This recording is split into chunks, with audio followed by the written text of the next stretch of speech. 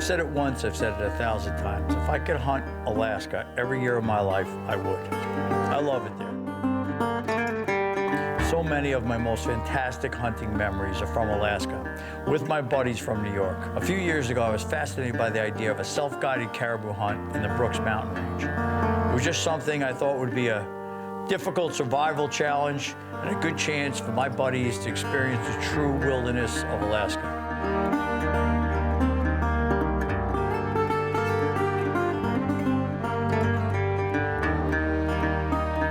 So what we did was we planned the trip for early fall to hunt the migrating caribou down from the mountains to the tundra.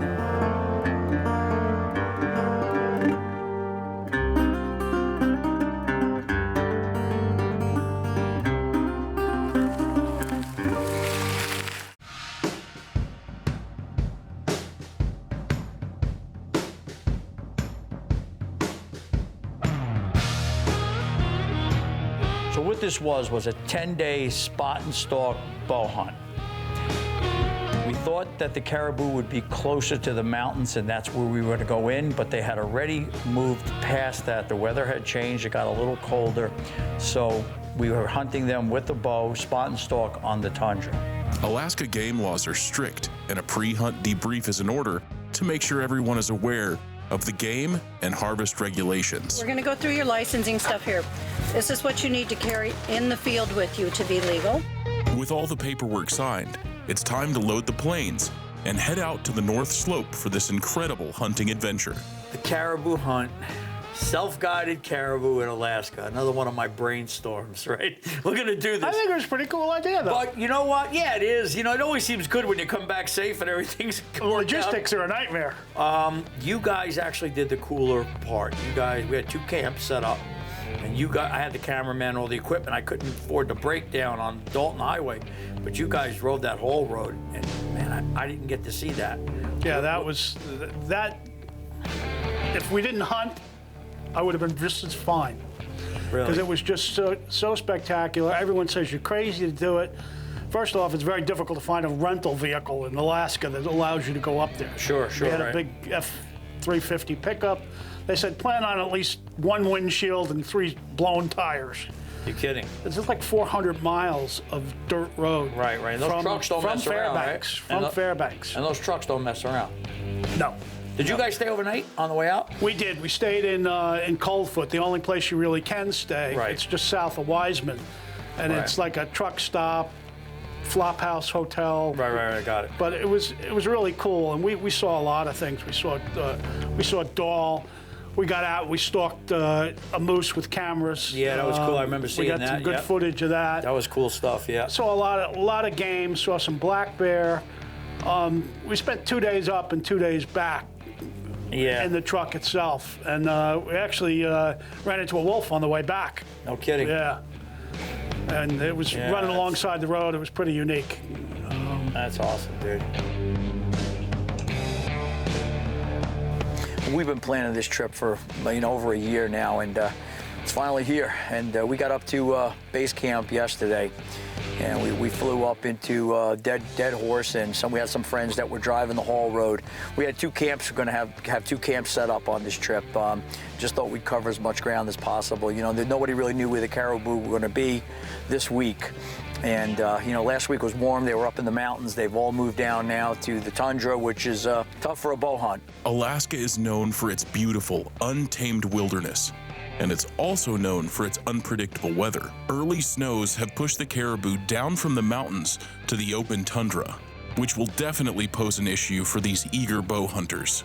With no cover available, getting into bow range will be a bit of a challenge.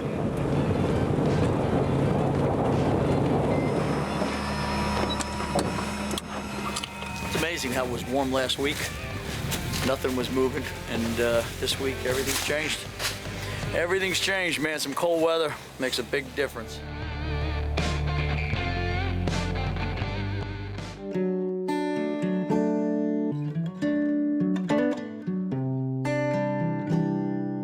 Yes, once we got here, we got our gear ready. We had to wait till 3 o'clock in the morning the next day to start hunting. So we want to get everything unpacked, get our bags all ready to go for the next day's hunt. Just getting tent set up now. You know, this is a trip we've been planning all year. Up here with a couple of buddies in this camp, and we got some friends at another camp, maybe 5-6 miles away from us. I'm not really exactly sure where they dropped them, but weather's changed this week, and it's made the world of difference. Caribou are moving all over, and this is going to be a pretty cool week. I'm pumped. Good friends, good hunting, and hopefully it works out all right. We all went there with the best of intentions. We all were bow hunters. Right. Everybody brought a bow. We had one rifle in each camp. Each camp, yeah, we had one too, apparently yeah. that was the only thing we used in either camp. Right.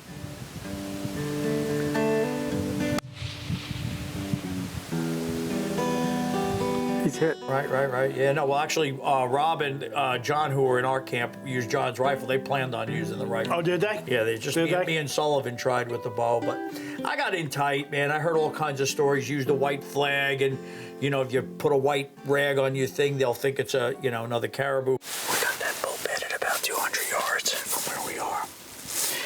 He's up on top of that hill. His rack is cresting it. There's 3 decent bulls down below him that are bedded also. We got the wind in our favor. A little wet. Not pretty open terrain though. I had some of the locals talk about a white flag or something white to wave at them. If things get ugly and we don't think we have a chance, I want to try it. We're going to give this bad boy a shot.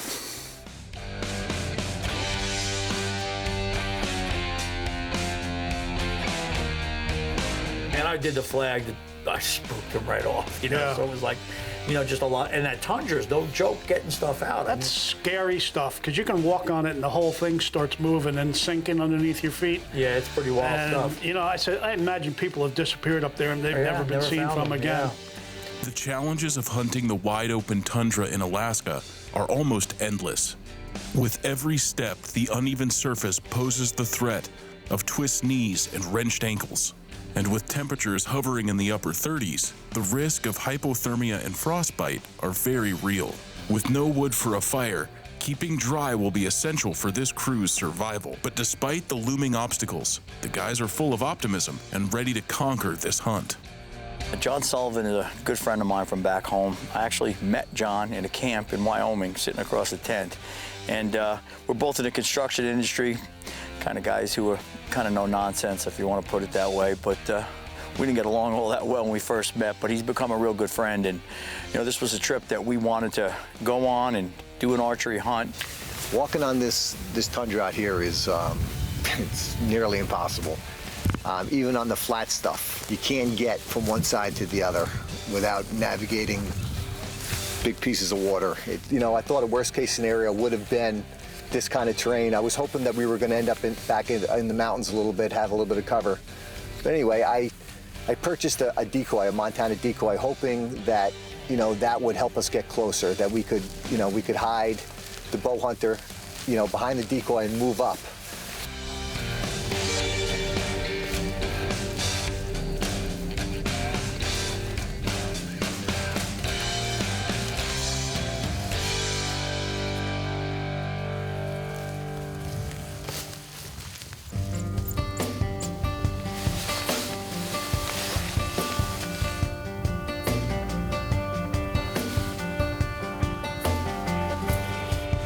As it turned out, the caribou laughed at us. I don't know if it doesn't look like a caribou or, you know, reminds them of a bear or what, but we weren't getting any closer with that decoy. Okay, that was a big waste. Spot and stalk hunting with archery equipment on the open tundra is a challenge most hunters won't even attempt. The wide open landscape makes it nearly impossible to get close to these mature bulls. With the constant threat from predators like brown bears and wolves, these caribou aren't letting anything unfamiliar get too close. Well, the weather's been pretty good all week. Woke up this morning to this. It's beautiful, beautiful. We got caribou up feeding. It's time to get moving, get on one this morning. This morning we woke up to the snow. It's pretty heavy fog. You know, you're going to get this kind of weather in Alaska. We're prepared for it. But today I decided to borrow John's rifle, and we've been seeing some unbelievable bulls, and we just couldn't close the distance on them. So I got the rifle this morning, got up to one of these vantage points. We could look over a lot of tundra. I'd like to get one that comes in that rifle range. I think we can put him down. Time to get some stuff done, you know. As this week's wearing on, you get a little more run down. You know, this terrain looks real flat, but it's just some tough walking, tough traveling. You know, it takes an hour to get, 600 yards. Trying to do that with a stalk and then get it within that 200-yard range, and animal just isn't having any of it. It's just tough for a bow, so I think today our best bet will be the rifle and try to put a bull down. When I came up here to Alaska, the whole intention was to take one with a bow and arrow. I'm not a rifle hunter. I never practiced with a rifle. My passion is bow hunting, and that's the way I wanted to get it done. But after running around this tundra here for a couple of days, realizing that we were never going to get close, would had to have been an accident. I decided to pick up the rifle and get it done. So early this morning, Gus came back in the tent to tell me that there was a bunch of bulls feeding out here in front of us, about 600-700 yards. So we quickly got dressed and moved out here and got a plan together. The only way to get close enough was to climb in this little creek here and then slide up about 200 yards up the creek here and try to get within rifle range. Now, I didn't even know what rifle range was. That's practically the first time I've ever had a rifle in my hand. And, we just quickly went over, yardage and ranging and exactly how the gun worked. We crawled up as far as we could with two people. Once this ground out here is really flat, and it's, the caribou looking right at us. So at some point we had to leave Rob behind with the camera, and I belly crawled about another 150, 200 yards to get in position. After I got set up there, I waited for about 20 minutes. The bulls were all bedded down, and nothing was really moving, and I had to wait for one of the bulls to stand up. Okay, we're within about 250 yards. I can't get any closer. We're run out of terrain here. As soon as they start to get up, I'm going to take the one on the left. I'm primarily a bow hunter, and this was different for me to hold this gun. Like I said, I've only shot a rifle a few times, and I wasn't really sure what to expect from the gun.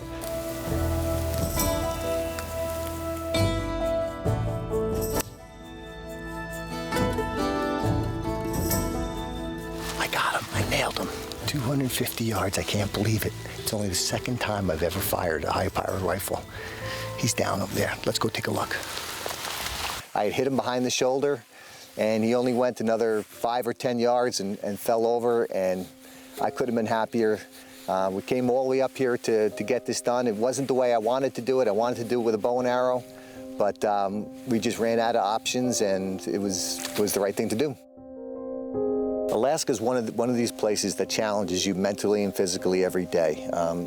Either it's the weather, the food, the sleeping conditions. You never know if it's going to rain or snow. We woke up a couple of mornings here to a couple inches of snow. You got to be prepared when you go out there. It's a challenge, but this is why we come up here, to challenge ourselves. Man, I couldn't be more excited with this caribou. I've taken a couple of caribou with a bow and arrow. This is actually the first big game animal I've ever taken with the rifle. It's not the biggest one in the camp, but can't wait to get it back to the camp and cook it up. Should be good eating. We came to the realization that using a bow was going to be tough here on the tundra. It was just so open and a lot of eyes, not a lot of cover. So we went that morning with a rifle, sat out on a point where we thought the caribou would wander through. They've been migrating, moving through, but they're not on any set pattern. We sat there for over 6 hours. And then, I got up and glassed, and I seen these caribou coming over the horizon. Well, I had to make a decision because I wasn't sure which side of the lake they were going to go on. Where we were, if they went to the right, we'd have them. But if they went to the left, we'd have no shot. So I kind of thought if we got down below the bank, we could move without being seen quietly and pop up on them and see if we could get a shot.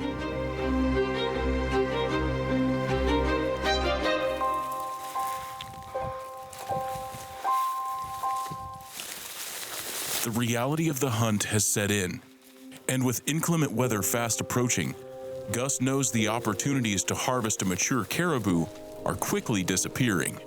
However, with rifle in hand, Gus is moving in position on a great bull. There were 2 shooters in the group we were with, but I kind of like the one with the chocolate horns. It's what I was looking for since we got here, and I was hoping I'd get a shot on him. Gus is settled in on his caribou, and it's a waiting game now, hoping these bulls move closer and give the best opportunity for a clean shot.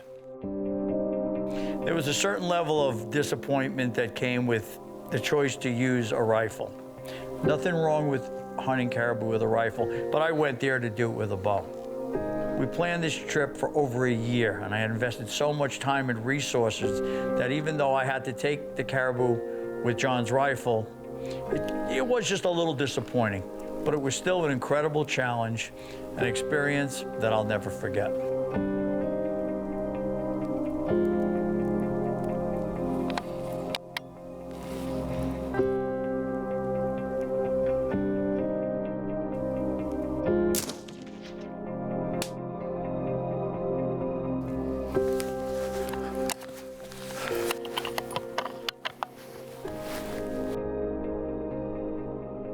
He's down, man. Wow. You know, every time I pick up a firearm, man, it's the same thing. I'm a bow hunter, and I get the shakes. What a beautiful caribou, man. I'm pumped. My first one. You know, this is the first caribou I'd ever taken, and it's an amazing animal. I love hunting here in Alaska, on your own, self-guided, out in the tents with my buddies.